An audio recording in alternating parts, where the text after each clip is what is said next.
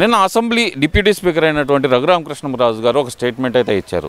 ఎవరైతే వైసీపీ నాయకులు రేపు 18వ తారీఖు నుంచి జరగబోయే అసెంబ్లీ సమావేశాలకు హాజరు కాకుండా ఉంటారో వాళ్ళందరూ డిస్క్వాలిఫై అయ్యే అవకాశం ఉంది.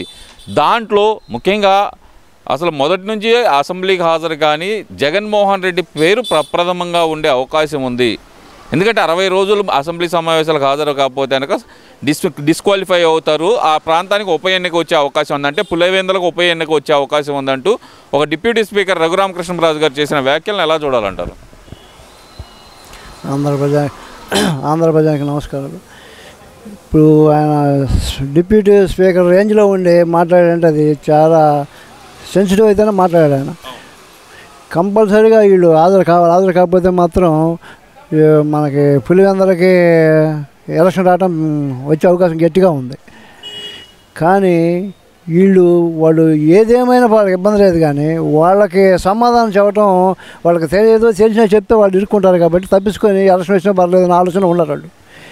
కాబట్టి వీళ్ళు ఎలక్షన్ కోరుకుంటున్నారు అంటే వాళ్ళు చేసిన తప్పులు బయటకు వచ్చి చెప్పడానికి ఇష్టం లేక అని చెప్పి ప్రజలందరూ అర్థం చేసుకోవడానికి ఎలాంటి ఆలోచన ప్రజలందరూ అర్థం చేసుకోవచ్చు వీళ్ళు తప్పు చేశారు అని.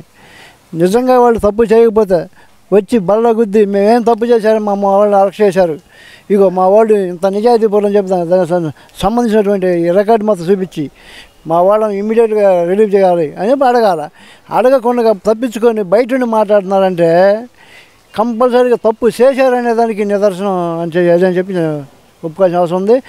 కానీ జనం అయిపోయిన ఎన్నిసార్లు ఎలక్షన్ వచ్చినా వాళ్ళకి కావాల్సింది మాత్రం వాళ్ళ తప్పును కప్పిపుచ్చుకోవడం అని చెప్పి వాళ్ళ భావన ఉంటేనే రారు.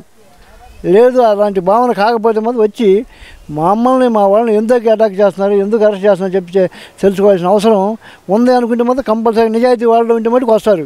వాళ్ళు రాలేదంటే వాళ్ళు నిజాయితీ పనులు కాదు అని నిక్కచ్చిగా వాళ్ళు సర్టిఫికేట్ తీసుకున్నట్టు దాంట్లో అనుమానం లేదు. అంటే ఎందుకని రావటానికి ఎందుకంటారు అసలు? యాక్చువల్గా అయితే కనుక జగన్మోహన్ రెడ్డి అంటే కనుక పులివెందుల పులిబిడ్డ అంటారు, ఆయన చూస్తేనే అందరూ భయపడతారు అంటున్నారు.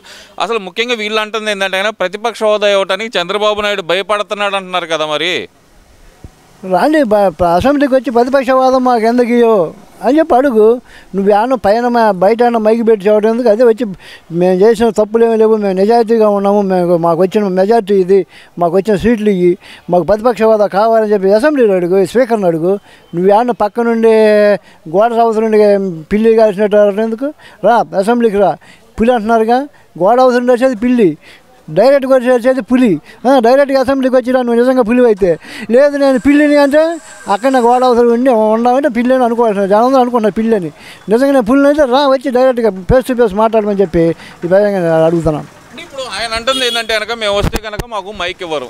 ప్రధానంగా వాళ్ళు చేస్తున్న ఆరోపణ అది, మాకు మైక్ ఇవ్వరు అనేది వాళ్ళ ఆరోపణ. బయట అయితే కనుక ప్రెస్ ముందర మా ఇష్టం వచ్చినంతసేపు మాట్లాడుకోవడానికి అవకాశం ఉంటుంది, అదే అసెంబ్లీకి వస్తే మాకు మైక్ ఇవ్వరు అనేది వాళ్ళ వాదన. మరి దాన్ని ఎలా చూడాలంటారు? దాన్ని కరెక్ట్గా ఒక మాటలో ఒక పాయింట్లో చెప్పొచ్చు. ఎంతసేపు పడితే అంతసేపు వాళ్ళు ఇష్టం వచ్చినట్టు బయట ఏం మాట్లాడాలో తెలియకుండా మాట్లాడుతున్నారు. అదే అసెంబ్లీలో పద్ధతి ప్రకారం మాట్లాడితే, ప్రజా సమస్యల ప్రకారం మాట్లాడితే, ప్రజా సమస్యల గురించి మాట్లాడితే ఎంతసేపు అయినా ప్రజా సమస్యల గురించి మాట్లాడడానికి మైక్ ఇవ్వడానికి ఎలాంటి స్పీకర్ని ఒప్పుకుంటాడు. వీళ్ళు బయట మాట్లాడితే చించుతాం, పొడుస్తాం, అది బీగుతాం, ఇది బీగుతాం. అసలు పనికిరాని మాటలకి ఎవరన్నా మైక్ ఇస్తారా? పనికిరాని మాటలు నలుగురు మనం ఒకసారి కూర్చొని మాట్లాడుతాం, పక్కన మామూలు పక్కన ఊరికి వచ్చి కూర్చున్నాడు, పోరా అవసరం పోరా అంటాం. Speaker mic అడ్డేస్తాడు. స్పీకర్ వాళ్ళకే కాదు, వైసీపీ వాళ్ళకే కాదు, ఈ మన అధికార పార్టీ అయినప్పటికి కూడా వాళ్ళు ప్రజా సమస్యల గురించి కానీ ప్రజల గురించి కానీ మాట్లాడకుండా ఏదేదో సోది మాట్లాడితే స్పీకర్ వాళ్ళకేం ఇస్తాడా? ఇప్పుడు కూడా స్పీకర్ గారు ఎవరైనప్పటికి కూడా నువ్వు ప్రజల సమస్యల గురించి మాట్లాడు. అప్పుడు నీకు ఇకపోతే ప్రజలు అడుగుతారు.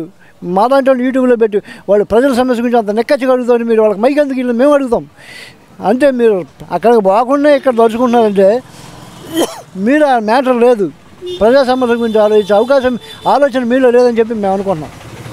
మీ ఆలోచన మీకు ప్రజలు కల్పించాలంటే వచ్చి పై అసెంబ్లీలో కూర్చొని ఒక 5 నిమిషాల్లో కూడా మాట్లాడితే మేము గమనిస్తాం. పక్కన చూసేవాళ్ళం ఇంత ఇంత నిక్కచ్చిగా ప్రజల సమస్య గురించి మాట్లాడుతుంది ఎందుకు అని చెప్పి మేము అడుగుతాం అట్లా యూట్యూబ్లో అట్లా పోవట్లేదంటే మీలో లోపం ఉంది మీ ప్రజా లోపం ఏముంది అసలు ముఖ్యంగా వాళ్ళు చాలా గట్టిగా చెబుతుంది ఏంటంటే బయట మాకు మాట్లాడడానికి అవకాశం ఉంది కానీ అసెంబ్లీలో మాట్లాడడానికి అవకాశమే లేదు అనేది వాళ్ళు చెబుతుంది అసలుకి ఎక్కడైతే గనక మేము ఎంతసేపు అయినా మాట్లాడతాం అసెంబ్లీలో ఆ సమయం కావాలంటే మాకు ప్రతిపక్ష హోదా ఇవ్వాల్సిందే అనేది వాళ్ళు పట్టుబడుతున్నారు మరి ప్రతిపక్ష హోదా ఇవ్వాల్సింది ప్రభుత్వం ఇచ్చిందా ప్రజలు ఇవ్వాలా మీకు ప్రజలు ఇచ్చినప్పుడు వచ్చి ప్రజల తరపున మీరు మాట్లాడండి ప్రజలు ఇచ్చిన అవకాశం 5 నిమిషాలు అనుకోండి 5 నిమిషాల్లో మీరు ప్రజల తరపు నుంచి మాట్లాడారుగా మీకు ఓటు వేసిన దేనికి మన సమస్యల గురించి మాట్లాడతారు మన సమస్యలు తీరుస్తారు మన బాధలు తీరుతాయని మీ మీద నమ్మకం ఉంటేనే ఓట్లు వేసింది మీరు యాన్నో కూర్చొని మాట్లాడాల్సిన అవసరం మీకు ఎందుకు వస్తుంది 5 నిమిషాల్లో ప్రజల గురించి మాట్లాడండి అసలు ప్రజల గురించి కాదు ఇప్పుడు కరెంట్ సిచ్యువేషన్లో అయితే కనుక రైతులు యూరియా కొరతతో ఇబ్బంది పడుతున్నారని చెప్పి ప్రతి వైసీపీ నాయకుడు వచ్చి మాట్లాడుతున్నారు మరి అదే సమస్య మీద అసెంబ్లీలో మాట్లాడొచ్చు కదా వీళ్ళు నిజంగానే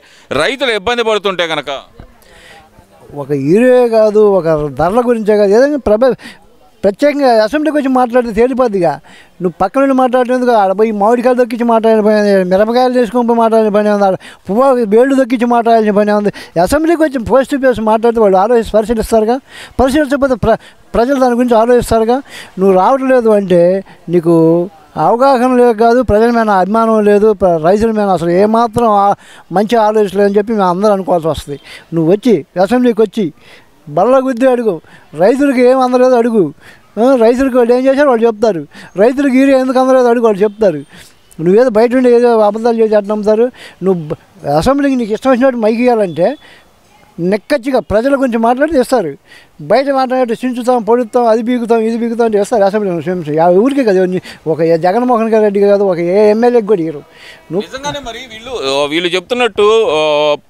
పల్లెల్లో యూరియా కొరత అనేది అంత తీవ్రతరంగా ఉందనుకోవాలంటారా యూరియా కొరత అనేది ప్రభుత్వం అయితే సమృద్ధిగా సమకూర్చోడానికి సిద్ధంగా ఉందండి ఇక ఈ మధ్యలో డాలర్లు మాజీ వైసీపీ సంబంధించిన కేటుగాళ్ళు వీళ్ళందరూ కలిసి ప్రజల్ని ప్రభుత్వాన్ని చెడిపేరు ఎవరైనా చేసి ఉండొచ్చు దాన్ని సరిదిద్దుకోవడానికి మన చంద్రబాబు గారు కూడా డైరెక్ట్గా వార్నింగ్ ఇచ్చారు సస్పెండ్ చేసామని చెప్పి వాళ్ళు ప్రజలకి రైతులకి ఏం చేయాలి గవర్నమెంట్ కరెక్ట్గా నిక్కచ్చిగా ఆలోచిస్తూ ఉంది దాని గురించి ఏం ఆలోచించాల్సిన అవసరం లేదు రైతులందరికీ ఆనందంగా ఉండడానికి ఏం చేయాలి చేస్తారు ప్రభుత్వం నేను ఈ సందర్భంగా గత ఆఫీసర్కే కావండి ఇప్పుడున్న ఆఫీసర్లకు కూడా ఒక హెచ్చరిక తెలుసుకున్నా రైతుని చిన్న చూపు చూడకండి రైతులు తక్కువ సమాధానం చెప్పకండి అడిగిన సమాధానం కరెక్ట్గా చెప్పడం నేర్చుకోండి లేకపోతే మటుకు మీకు భవిష్యత్తులో ఉద్యోగాలు కాదు కదా మీ భవిష్యత్తులో తినడానికి అన్నం కూడా దొరకకుండా పోతారని చెప్పి సందర్భంగా రైతున్న ఆఫీసర్స్ నేను హెచ్చరిస్తున్నాను ఎందుకు రైతులు అంటే మీకు ఎందుకు వాళ్ళు కంపల్సరీగా ఈ రెవెన్యూ వ్యవస్థ ఇంకా మారలేదు అనుకోవాలా